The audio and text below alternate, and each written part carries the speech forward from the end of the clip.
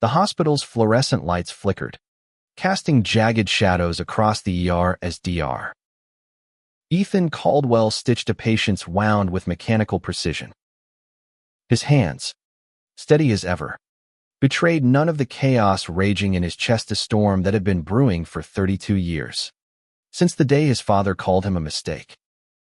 Tonight, the weight of that word felt heavier than the blood-soaked gauze piling up beside him. Ethan had learned early to bury pain beneath a mask of stoicism. Growing up in a small Ohio town, he'd endured whispers and sideways glances for being different. His father's rejection at 16 after Ethan came out had carved a wound no scalpel could touch. He'd fled to Chicago, built a life of discipline, and clawed his way through med school to become a resident doctor at Mercy General. But no degree could erase the ache of being unloved. At 2 a.m., as he scrubbed his hands raw in the sink, the ER door swung open, and a man stumbled in, not a patient, but a plumber, his flannel shirt smeared with grease, his brown eyes warm with an urgency Ethan couldn't place. "Name's Lucas Hayes," the man said, voice low and steady, as he lugged a toolbox toward a leaking pipe in the corner. Lucas, 35, was broad-shouldered, with calloused hands that spoke of years fixing broken things, pipes, homes, maybe even hearts. Ethan barely glanced up, his focus on the chart in his hand, but something about Lucas's presence lingered, like a note held too long in a quiet song. The pipe hissed, water pooling on the tile, and Lucas knelt to work, his movements deliberate, unhurried. Ethan caught himself watching, then snapped his eyes away. "Focus. You don't need distractions." The night dragged on, a blur of trauma cases and code blues. Lucas stayed, wrestling with the pipe as if it were a personal challenge. Between patients, Ethan stole glances Lucas's easy smile as he chatted with a nurse, the way his hands moved with quiet confidence. By dawn, the pipe was fixed, and Lucas stood, wiping sweat from his brow. "Good as new," he said, catching Ethan's eye. Ethan nodded curtly, his throat tight. He wasn't used to kindness that asked for nothing in return. Days later, Ethan found himself in the hospital cafeteria, staring at a cold coffee, when Lucas appeared, tray in hand. "Mind if I sit?" Lucas asked, not waiting for an answer. Ethan stiffened but didn't object. Lucas talked about his small plumbing business, his dog named Rusty, the way Chicago's winters bit harder every year. Ethan listened, his walls still up but cracking under the warmth of Lucas's voice. "You always this quiet, Doc?" Lucas teased, his grin disarming. Ethan's lips twitched, almost a smile. Almost. Their encounters became a rhythm, Lucas fixing leaks, Ethan saving lives, their paths crossing in stolen moments. A shared coffee here, a quick word there. Ethan told himself it was nothing, but his heart, long caged, stirred. Lucas was kind, not in a performative way, but in a way that felt like sunlight after years of shadow. Yet Ethan's fear clung tight. Love, in his experience, always came with a cost. One evening, a pipe burst in the ICU, flooding the floor. Lucas arrived, toolbox in tow, as Ethan worked to stabilize a critical patient. The chaos was deafening: alarms, shouts, water sloshing. Lucas moved with calm precision, shutting off the valve, his presence a strange anchor in the storm. As Ethan intubated the patient, Lucas's voice cut through. "You got this, Doc." Simple words, but they landed like a lifeline.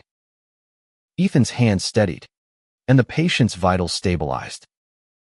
When it was over, Lucas met his gaze, and for the first time, Ethan didn't look away. That night, in the empty courtyard, Ethan found Lucas sitting on a bench, staring at the stars. "Rough day?" Lucas said, not asking, just stating. Ethan sat beside him, the silence heavy with unspoken truths. "I'm not good at this," Ethan admitted, voice barely above a whisper. "At what?" Lucas asked, turning to face him. Ethan's chest tightened. "Letting people in." Lucas didn't push, didn't pry. He just nodded, his hand resting close to Ethan's. Not touching, but close enough to feel the warmth. In that moment, Ethan felt something shift, a crack in the armor he'd worn for years. Weeks passed, and the hospital became a strange stage for Ethan and Lucas's quiet dance. Ethan's shifts were grueling, endless hours of blood and loss, but Lucas's presence, however brief, was a reprieve. A nod in the hallway, a shared glance during a late-night repair, a coffee left on Ethan's desk with a scrawled note, "Keep saving lives. Doc." Each gesture chipped away at Ethan's defenses, but the fear of vulnerability kept him tethered to solitude. Chicago's autumn deepened, leaves piling in the streets, and Ethan's past began to haunt him. A letter arrived from his mother, the first in years, pleading for reconciliation. His father was sick, she wrote, and Ethan's absence was a wound they couldn't heal. He crumpled the letter, his jaw tight. He'd built a life without them, hadn't he? But the words lingered, stirring memories of a boy who once craved his father's approval. He buried himself in work, pushing Lucas away without meaning to, his stoicism hardening into a shield. One night, a teenage patient, a boy no older than 16, was rushed into the ER overdose. His chart read. Ethan worked frantically, his hands steady but his mind racing. The boy's eyes, wide with fear, mirrored Ethan's own at that age, when he'd stood in his father's kitchen, heart bared, only to be cast out. The boy survived, but Ethan didn't. Not really. He retreated to the roof, the city's lights blurring below, his breath uneven. Lucas found him there, toolbox at his side, as if he'd been called by some unspoken signal. "You don't have to talk," Lucas said, sitting beside him. "But I'm here." Ethan's throat burned. He wanted to speak, to spill the pain he'd carried since he was a kid, but the words wouldn't come. Instead, he let the silence speak, and Lucas didn't flinch. They sat, shoulder to shoulder, the cold biting their skin, until Ethan's breathing steadied. Lucas's presence was a quiet promise, "You're not alone." For the first time, Ethan believed it might be true. Their connection grew, tentative but undeniable. Lucas invited Ethan to his shop one Saturday, a small, cluttered space filled with pipes and tools. "Not much, but it's mine," Lucas said, pride in his voice. Ethan watched him work, marveling at the ease with which Lucas fixed broken things. Over cheap takeout, Lucas shared his own story growing up in rural Illinois, coming out to a family that didn't understand but didn't reject him. "They're trying, you know," Lucas said. "It's messy, but it's something." Ethan envied that messiness, the possibility of repair. But Ethan's walls weren't so easily dismantled. When Lucas reached for his hand one evening, Ethan pulled back, his heart racing. "I can't," he whispered, the words sharp with panic. Lucas's face fell, but he nodded. "I'll wait," he said simply, and Ethan hated how much those words hurt because they meant Lucas saw him, really saw him, and still chose to stay. A crisis loomed at the hospital. Flu outbreak strained resources, and Ethan was pushed to his limits. He snapped at nurses, skipped meals, and avoided Lucas, afraid of what letting him in would cost. One night, as Ethan stitched a patient's wound, his hands shook a first in his career. Lucas, there to fix a sink, noticed. You're human, Ethan, he said softly, away from prying eyes. You don't have to be perfect. Ethan wanted to argue, but the truth in Lucas's words cut deeper than any scalpel. By the end of the week, Ethan was unraveling. A patient died under his career-rare loss, but it crushed him. He fled to the courtyard, the same bench where he'd first felt Lucas's warmth. Lucas found him again, as he always did. Talk to me, Lucas urged, his voice gentle but firm. Ethan broke, the words spilling out his father's rejection, his mother's silence, the fear that he was unlovable. Lucas listened, his hand finally finding Ethan's, steady and sure. You're enough, Lucas said, and Ethan's walls crumbled, tears falling for the first time in years. The first kiss came unexpectedly, under a street lamp outside Lucas's shop. It was late, the city quiet, and Ethan, still raw from his confession, had shown up unannounced. Lucas didn't ask questions. He just opened the door, his smile soft. When their lips met, hesitant at first, then desperate, Ethan felt the world shift, a lifetime of hurt momentarily silenced by the warmth of Lucas's touch. They pulled apart, breathless, and Ethan laughed, a sound so foreign he barely recognized it. Lucas's eyes sparkled. Took you long enough, Doc. Their relationship bloomed in stolen moments, dinners at Lucas's small apartment, walks through Chicago's parks, quiet nights on the hospital roof. Lucas taught Ethan to loosen his grip on control, to savor the messiness of life. Ethan, in turn, showed Lucas the quiet beauty of discipline, the way a steady hand could save a life. But love, for Ethan, was a tightrope. Every step forward came with the fear of falling. His mother's letter haunted him. He hadn't responded, but her words, your father's dying. Ethan, come home, gnawed at him. Lucas noticed the change, the way Ethan's shoulders tensed. His silences grew heavier.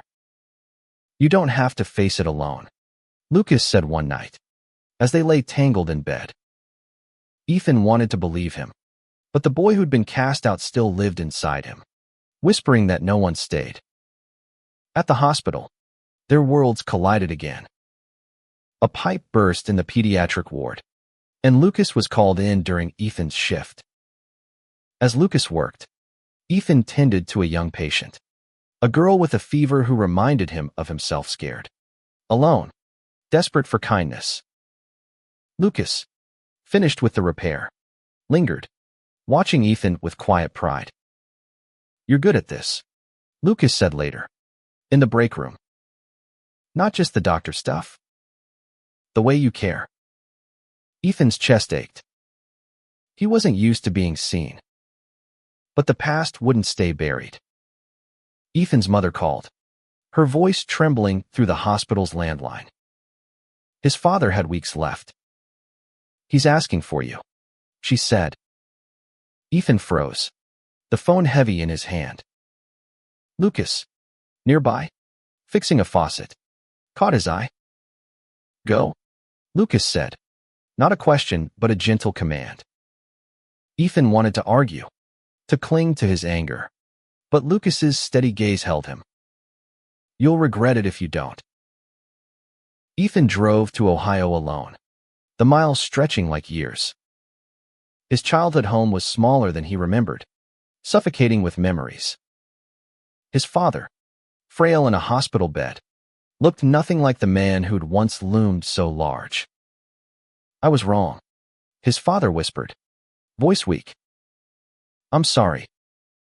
The words Ethan had waited years to hear felt hollow now, too late to mend what was broken. He stayed a day, then left, carrying both grief and relief.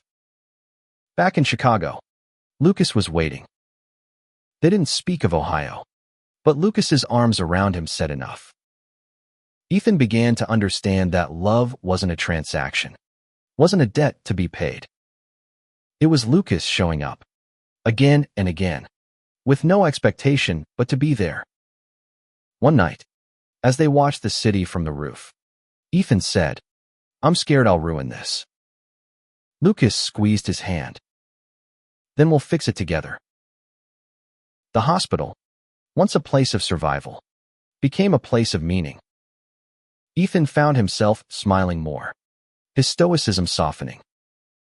Lucas, too, changed, his kindness deepened by Ethan's trust, his own fears of being just a plumber fading in the light of Ethan's admiration. They were two broken things, slowly mending, their love a quiet rebellion against a world that had tried to break them. Winter gripped Chicago, blanketing the city in snow, but Ethan and Lucas found warmth in each other. Their nights together were a refuge, Lucas's laughter filling the gaps in Ethan's silence, Ethan's steady presence grounding Lucas's restless energy. They cooked together, Lucas teasing Ethan for his meticulous knife skills, and made plans, tentative at first, for a future neither had dared imagine. But beneath the surface, tension simmered. Ethan's fear of loss lingered, a shadow he couldn't outrun. At the hospital, a new challenge emerged. A wave of overdose cases flooded the ER, each one a reminder of the boy Ethan had saved and the ones he couldn't. He worked longer shifts, his exhaustion mounting, while Lucas took on extra jobs to keep his business afloat. Their time together shrank, and Ethan's old habit of retreating into himself resurfaced. Lucas noticed, his patience fraying. "You can't keep shutting me out," he said one night, voice sharp with frustration. Ethan flinched, the words hitting too close to home. A fight broke out, not loud, but quiet and cutting. Ethan, drained from a 12-hour shift, snapped when Lucas pushed him to talk. "I don't need you to fix me," Ethan said, his voice cold. Lucas's face hardened. "I'm not trying to fix you.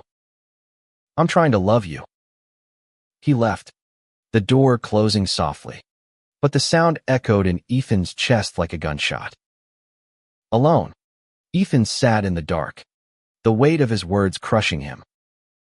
He'd pushed away the one person who'd stayed. Days passed, their communication reduced to texts, Lucas checking in, Ethan responding curtly. The hospital felt colder without Lucas's presence, the pipes silent as if mourning their absence. Ethan threw himself into work, but every patient's face reminded him of what he'd lost. A colleague noticed his distraction, pulling him aside. "You're burning out, Caldwell. Fix it before you break." Ethan nodded, but his thoughts were on Lucas, on the warmth he'd taken for granted.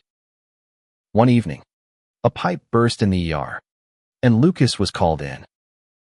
Ethan's heart leapt, then sank, when he saw Lucas's guarded expression. They worked in silence, Lucas fixing the pipe, Ethan tending to a patient. When their eyes met, the air crackled with unspoken words. After the shift, Ethan found Lucas in the courtyard, snow dusting his hair. "I'm sorry," Ethan said, voice breaking. "I'm scared of losing you, so I pushed you away." Lucas's eyes softened, but he didn't move closer. "I need you to try, Ethan.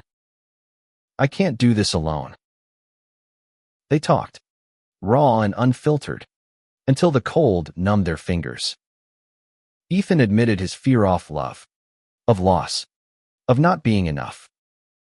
Lucas listened, then took his hand. "I'm scared too," he said, "but I'm not going anywhere." They stood there, snow falling, their breaths mingling in the frigid air. It wasn't a perfect resolution, but it was a start. Their reconciliation was slow, deliberate. Lucas invited Ethan to meet his family, a step Ethan hadn't expected. At a small dinner in Lucas's childhood home, Ethan saw the messy, imperfect love Lucas had described: parents who didn't fully understand but tried, siblings who teased but cared. Ethan felt out of place, His own family's rejection still raw, but Lucas's hand on his knee kept him grounded.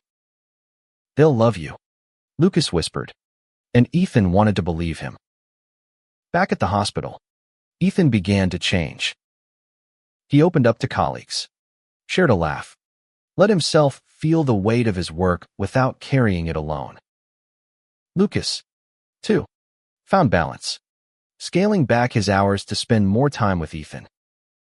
They were learning each other, flaws and all, and the love that grew was stronger for it. Spring arrived, softening Chicago's edges with green. Ethan and Lucas settled into a rhythm, their love a quiet strength. They moved in together, a small apartment filled with Lucas's tools and Ethan's books, a space where they could be themselves. But life, as always, tested them. Ethan's residency grew more demanding, and Lucas faced a setback when a major client dropped his business. Stress crept in, but they faced it together, their bond a lifeline. One night, a patient changed everything. A young man, barely 20, was rushed into the ER beaten, his face bruised, his story chillingly familiar. "My dad didn't like who I am," he whispered to Ethan, his voice breaking.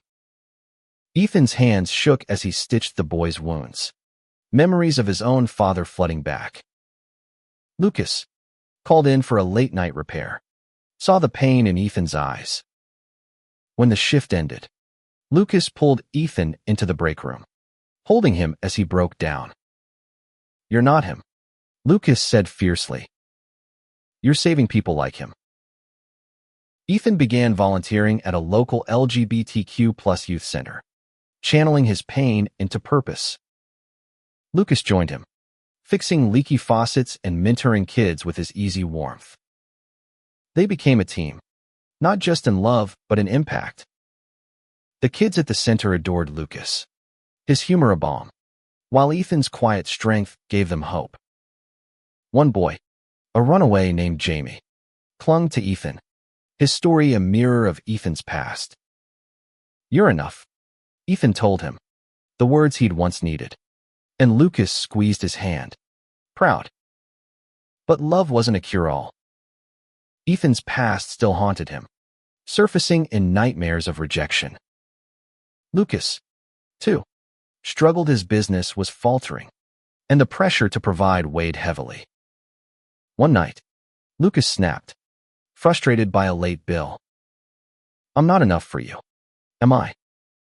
he said, voice raw.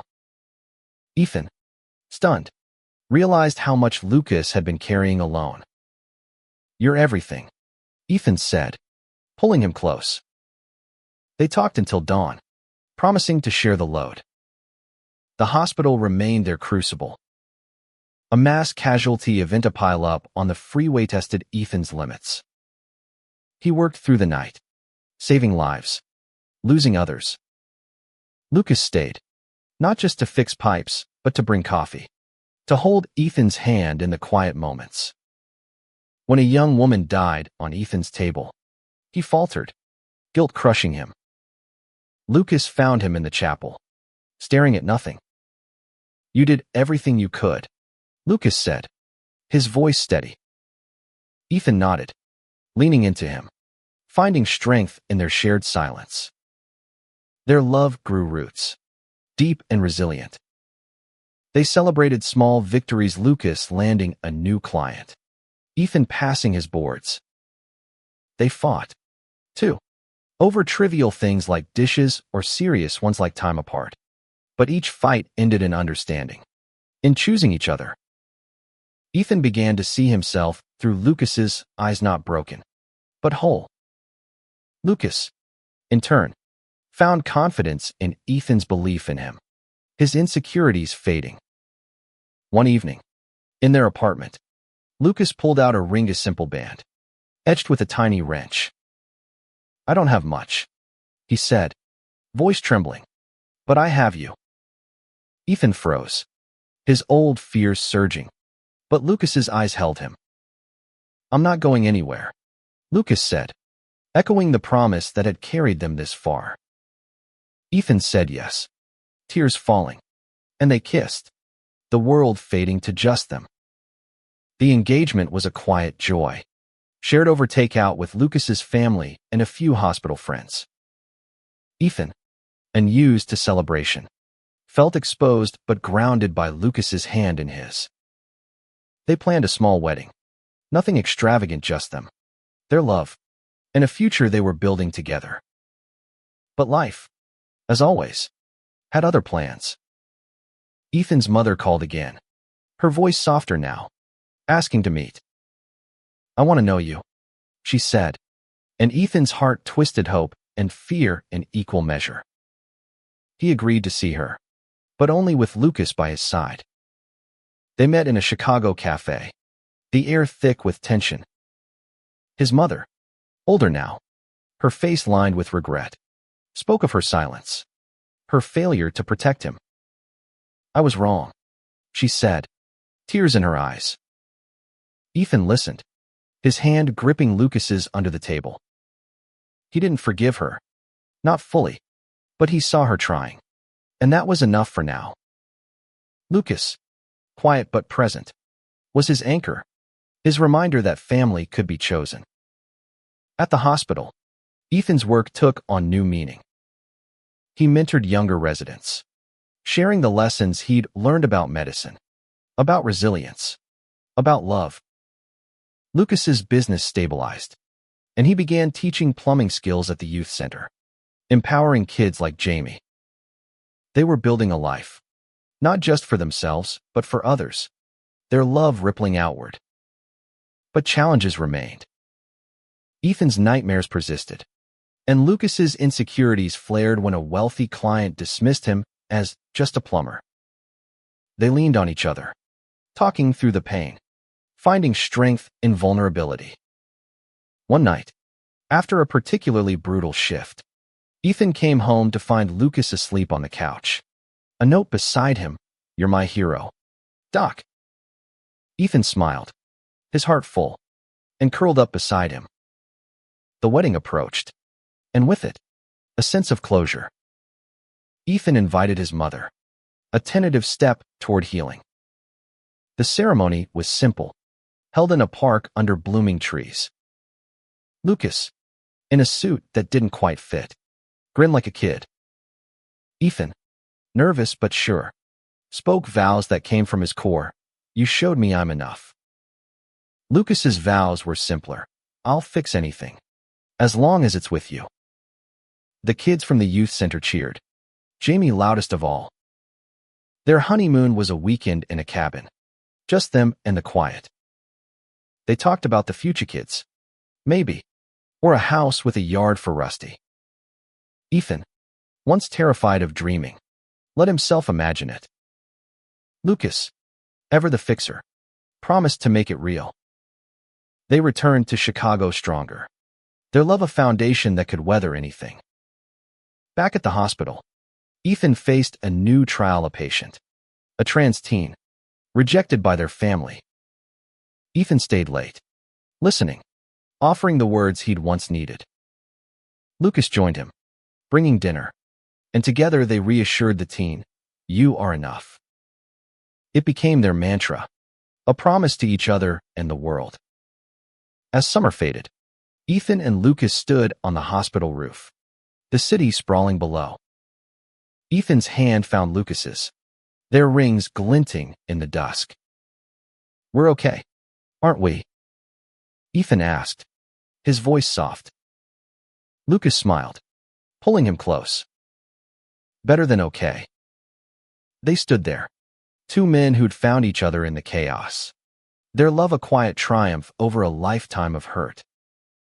Life after the wedding settled into a rhythm of love and challenge. Ethan and Lucas balanced their demanding worlds. Ethan's residency, Lucas's business, their work at the youth center. They fought, laughed, and grew, each day a step toward something deeper. But the past, as always, lingered. Ethan's father passed away, and though they'd reconciled, the loss left a quiet ache. Lucas held him through it, his presence a steady reminder that grief didn't have to be faced alone. At the hospital, Ethan's reputation grew. Colleagues respected his skill, but more, they admired his compassion. He'd learned to let people in, to trust that vulnerability wasn't weakness. Lucas, too, found his stride, his business thriving as he took on bigger contracts. They celebrated with a quiet dinner, toasting to their shared journey. "To us," Lucas said, his eyes bright. Ethan clinked his glass, feeling whole. The youth center became their heart. Jamie, now thriving, called them his dads, a title that made Ethan's chest ache with pride. They mentored dozens of kids, each one a chance to rewrite their own stories. Lucas taught them to fix things: pipes, dreams, lives, while Ethan showed them they were enough, just as they were. One evening, a shy teen came out to them, trembling. Ethan shared his own story, and Lucas added, "You're not alone. We've got you." The teen smiled, and Ethan felt the weight of his own past lighten. But life wasn't without storms.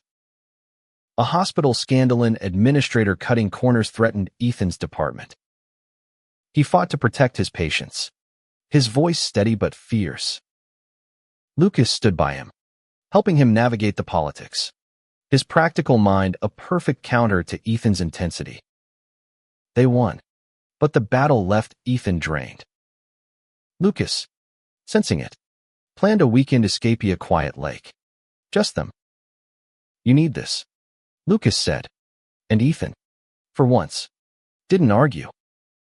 Their love deepened in the ordinary moments: cooking breakfast, arguing over paint colors for their apartment, laughing at Rusty's antics.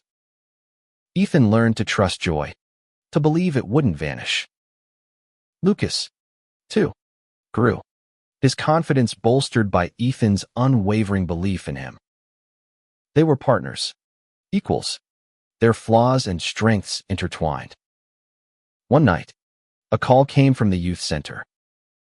Jamie had run away, scared by a foster family's rejection. Ethan and Lucas searched Chicago's streets, their hearts pounding. They found him, shivering in an alley, and brought him home. "You're enough," Ethan said, echoing their mantra. Lucas added, "And you've got us." They began the process to foster Jamie, a daunting but hopeful step. The hospital, too, brought triumphs. Ethan saved a patient who reminded him of himself, a queer kid, alone, but fighting. Lucas was there, as always, with a smile and a coffee. "You're changing lives, Doc," he said. Ethan kissed him, right there in the hallway, unafraid. The world had changed, and so had he. As autumn returned, Ethan and Lucas stood in their apartment, Jamie asleep on the couch. They looked at each other, their rings catching the light. "We're doing this, aren't we?" Ethan asked, his voice soft. Lucas grinned. "Yeah, we are." Their love, born in a hospital's chaos, had become a homey, a place where broken things could mend. Years passed, and Ethan and Lucas's life became a tapestry of love, loss, and growth. They fostered Jamie, navigating the challenges of parenthood with the same grit they'd brought to their relationship. Jamie thrived, his laughter filling their home, a reminder of what they'd built. Ethan's residency ended, and he became an attending physician, his compassion shaping a new generation of doctors. Lucas's business grew, but he never stopped volunteering, his hands always ready to fix what was broken. Their love faced tests: sleepless nights with Jamie, hospital politics, the occasional fight over nothing and everything. But each challenge strengthened them, their commitment a quiet fire. They celebrated anniversaries with quiet dinners, their vows renewed in every glance, every touch. Ethan's mother became a cautious part of their lives, her efforts to understand them a slow but meaningful bridge. The youth center remained their anchor. They expanded it, turning it into a safe haven for queer kids across Chicago. Ethan spoke at fundraisers, his story of survival resonating with donors and kids alike. Lucas built a workshop, teaching skills and confidence. Together, they gave kids like Jamie a chance to dream, to know they were enough. One spring, a crisis hit. A fire damaged the youth center, destroying the workshop. Ethan and Lucas rallied, organizing fundraisers, rebuilding with the community's help. Jamie, now a confident teen, led the charge, his pride in his dad's palpable. The reopening was a celebration of resilience, with kids painting murals and Lucas carving their mantra into a new bench, "You are enough." Ethan, watching, felt his heart swell. This was their legacy. The hospital, too, marked their journey. Ethan led a new initiative for queer patient care, ensuring no one felt alone. Lucas, ever practical, fixed the center's plumbing for free, his way of giving back. They were a team, their love a force that changed lives. Colleagues noticed, patients thanked them, and Jamie called them heroes. One evening, under the same street lamp where they'd first kissed, Ethan and Lucas stood, now older, their hair flecked with gray. Jamie was at college, their apartment quieter but full of memories. "We did good, didn't we?" Ethan asked, his voice thick. Lucas smiled, his hand finding Ethan's. "Better than good." They kissed, the city humming around them, their love a quiet triumph. The story of Ethan and Lucas wasn't just theirs, it was the kids they saved, the community they built, the wounds they mended. Ethan, once a stoic boy hiding his heart, had found home in Lucas's kindness. Lucas, once a plumber fixing pipes, had fixed a life. One gesture, their love had mended a lifetime of hurt, not just for them, but for everyone they touched. As they walked home, hand in hand, the stars above Chicago seemed to shine brighter, a testament to a love that refused to break.